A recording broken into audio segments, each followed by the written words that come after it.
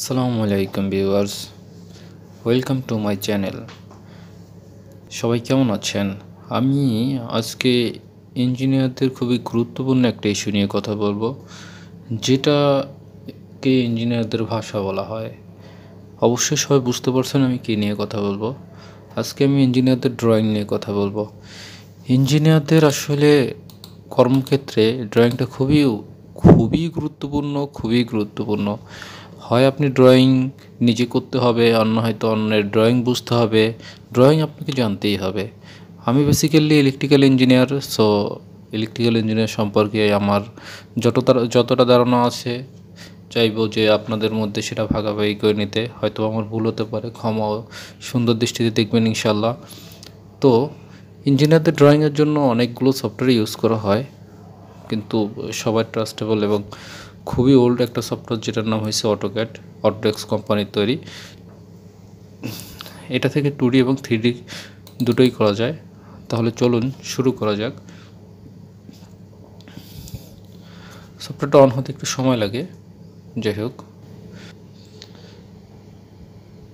ওকে, সফটওয়্যারটা অন হওয়ার পরে এরকম একটা ইন্টারফেস চলে আসে, ড্রয়িং। তো আমরা ড্রয়িংয়ের উপর ক্লিক করার পরে দেখেন, একদম যারা নিউ আছেন, মানে সফটওয়্যারটা অন করার পর বিগিনারদের জন্যই আমি শুরু করছি আসলে। তারপর আস্তে আস্তে বিভিন্ন প্রজেক্টগুলো আমি করব, বিভিন্ন প্রজেক্ট আমার হাতে আছে যেগুলো আমি আপনাদের সাথে শেয়ার করব।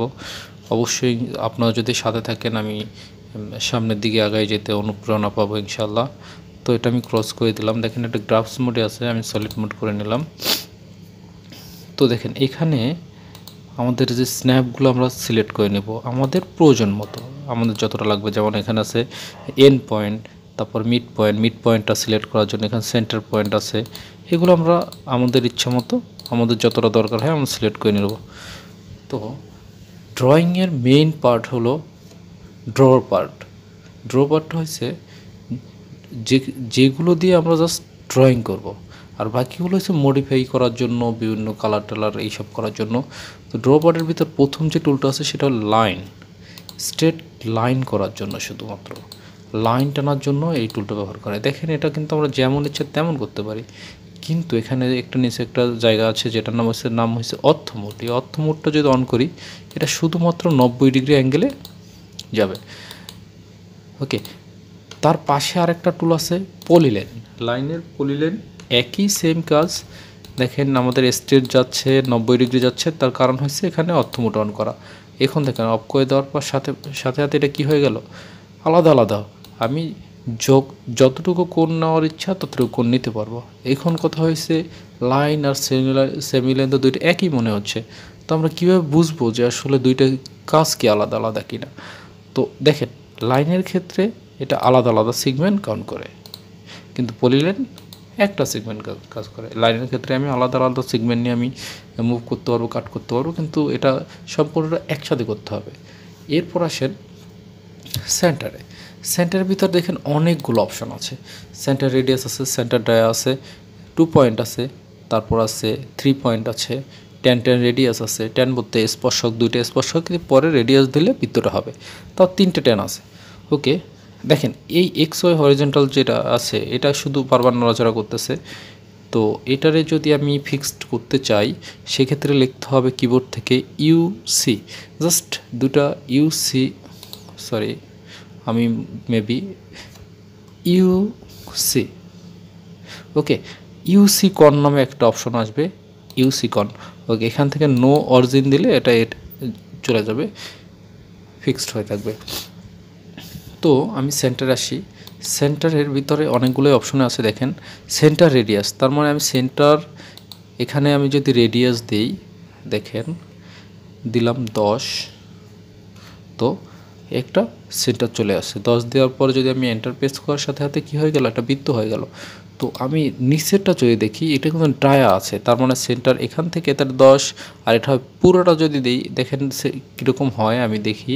তো আমি এটা রেডিয়াস দিলাম, সরি এটা রেডিয়াস না, ডায়া। 10 দেওয়ার পরে দেখেন, সরি আই হ্যাভ মিস্টেক হয়েছে, ডায়া এখানে দিলাম 10। এন্টার ক্লিক, দেখেন এটার অর্ধেক হয়েছে, কারণ এটা হয়েছে মিড পয়েন্ট থেকে এতটুকু 10 আর এটা এখান থেকে এইটুকু 10। এটা হচ্ছে ডায়া এবং রেডিয়াসের কাজ, ডায়ামিটার এবং রেডিয়াসের কাজ। 2 পয়েন্টের ব্যাপারটা হয়েছে দুইটা পয়েন্টের মধ্যে বৃত্তটা হবে। সাপোজ ধরেন এখানে একটা পয়েন্ট আর এখানে একটা পয়েন্ট, দুইটা পয়েন্টের মধ্যে বৃত্তটা হবে। তারপরে আছে 3 পয়েন্ট, এটার জন্য অবশ্যই 3টে পয়েন্ট লাগবে, 3টে পয়েন্ট হইলেই সে বৃত্তটা কাউন্ট করবে। আমি এখানে একটা পয়েন্ট দিলাম, এখানে একটা পয়েন্ট দিলাম আর এখানে একটা পয়েন্ট দিলাম, 3টে পয়েন্ট হলেই সে বৃত্তটা নেবে। আর এখানে আছে 10 রেডিয়াস, আমি 3টে 10, তার মানে আমি এ একটা দিলাম, এ একটা দিলাম, এ একটা দিলাম, তারপর আমি লিখলাম সাপোজ 30, আমি লিখে ইন্টারফেস করলে দেখেন একটা ছোট হয়ে গেছে, তো এই জন্য বৃত্তটা 3টায় কাজ করে না, কিন্তু আমাদের একটু বড় দিলেই 3টে কাজ করতো। এই গেল আমাদের 10 হয়েছে 3টে বাহুতে স্পর্শক করবে। তো সাপোজ আমি যদি একটা রেক্টেঙ্গুলার নেই, রেক্টেঙ্গুলার নিলাম, তো 10 দ্যাট মিনস একটা, দুইটা, 3টা। ওকে, 10 বলতে 3টার ভিতরে হয়ে গেল। এই হলো আমাদের নর্মাল, খুবই ইজি, মানে যদি একটু আমরা ঠান্ডা মাথায় স্টেপ বাই স্টেপ দেখে প্র্যাকটিস করি ইনশাল্লাহ হয়ে যাবে। তারপর আছে আর্কের কাজ কি, আমি যদি একটা রেক্টেঙ্গুলার নিলাম, আর্কের কাজ হচ্ছে বেসিক্যালি অর্ধবৃত্ত তৈরি করতে আমরা আর্ক ব্যবহার করি। এখানে আছে, এখানে আর্কের অনেকগুলো অপশন আছে, 3 পয়েন্ট আছে, centre, start, centre, radius, end আছে। আমি 3 পয়েন্ট আগে দেখি, 3টা পয়েন্ট, দ্যাট মিনস একটা পয়েন্ট, 3টা পয়েন্ট, একটা পয়েন্ট, 2টা পয়েন্ট, 3টা পয়েন্ট। আর এর পরে যেটা আছে বেসিক্যালি আমাদের এটা সবচেয়ে বেশি ব্যবহার হয়। দেখেন আমি স্টার্ট করলাম, সেন্টার দিলাম, সেন্টার করে সেন্টার দিলাম, রেডিয়াস দিলাম, সেম। এটা জাস্ট একটু সুন্দর আসছে এটা, কিন্তু আমাদের বেসিক্যালি ব্যবহার সবচেয়ে বেশি হয় 3 পয়েন্ট। ওকে, বাকিগুলো আপনারা দেখে নেবেন, না পারলে আমাকে কমেন্ট বক্সে জানাবেন, আমি অবশ্যই আপনাদের চেষ্টা করব আপনাদের জন্য এটা শেখানোর জন্য। ওকে, আমরা এটা ডিলেট দেই। তো আমরা রেক্টেঙ্গুলার আসি। রেক্টেঙ্গুলার ব্যাপারটা হলো, আমি একটা রেক্টেঙ্গুলার জানি আমরা চতুর্ভুজ, তো 4টা বাহু থাকবে। আমি একটা মান দিলাম 10, ট্যাব প্রেস করে আরেকটা মান দিলাম 10, আমি যদি এন্টার ক্লিক করি আমাদের একটা রেক্টেঙ্গুলার হয়ে গেল। ঠিক আছে, 10/10। এখানে আছে ফ্লিপস। এই ফ্লিপের কাজ হচ্ছে, দেখেন ডিম্ব আকার কিছু তৈরি করা, ডিম্ব আকার কিছু তৈরি করা হয়েছে ফ্লিপের কাজ। এই হলো আমাদের টুলবারগুলোর কাজ। এখানে হ্যাশ আছে, হ্যাশ হচ্ছে রং করা, আমি হ্যাশটা দেখাবো। এখন এই টুলবারগুলো আমরা ইচ্ছা করলে কিবোর্ড কমেন্ট করতে পারি। আমি এতক্ষণ যা করলাম মাউস কমেন্ট। সাপোজ আমি যদি লিখি এল, লাইন চলে আসছে, আমি এখান থেকে লাইন নিতে পারবো। তারপর আছে পলিলাইন, যদি লিখি পি, সরি ক্লিক করা হয়ে গেছে, পি, পলিলাইন যদি লিখি পিএল, আমাদের পলিলাইন চলে আসবে। এভাবে আমরা কিবোর্ড কেমন করতে পারবো। আমরা যদি লিখি সেন্টার, সি, সার্কেল, সার্কেল লিখলে আমাদের সার্কেল চলে আসবে। ঠিক আছে, এভাবে আমরা কিন্তু কিবোর্ড কমেন্ট দিয়েও করতে পারবো। আপনারা যখন মানে প্রফেশনালি কাজ করতে যাবেন তখন দেখবেন যে আপনারা কিবোর্ড কমেন্ট দিয়ে কাজ করতেছেন, কারণ কিবোর্ড কমেন্ট দিয়ে কাজ করাগুলো খুবই সহজ। এবার আমরা হ্যাশে আসি। হ্যাশের কাজটা, আমরা একটা রেক্টেঙ্গুলার নিলাম, তার মাস পয়েন্টে একটা বৃত্ত নিলাম। বুঝতে পারছেন আমি কি করতে পারি?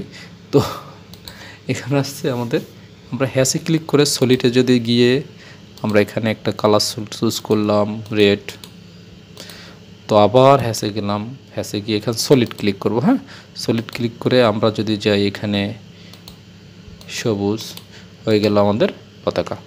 এরকমই একদম ইজি কাজ। আশা করি আপনারা সবাই বুঝতে পেরেছেন। আজকে এই পর্যন্তই থাক, আমরা মডিফাই টুল নিয়ে পরবর্তীতে কথা বলবো।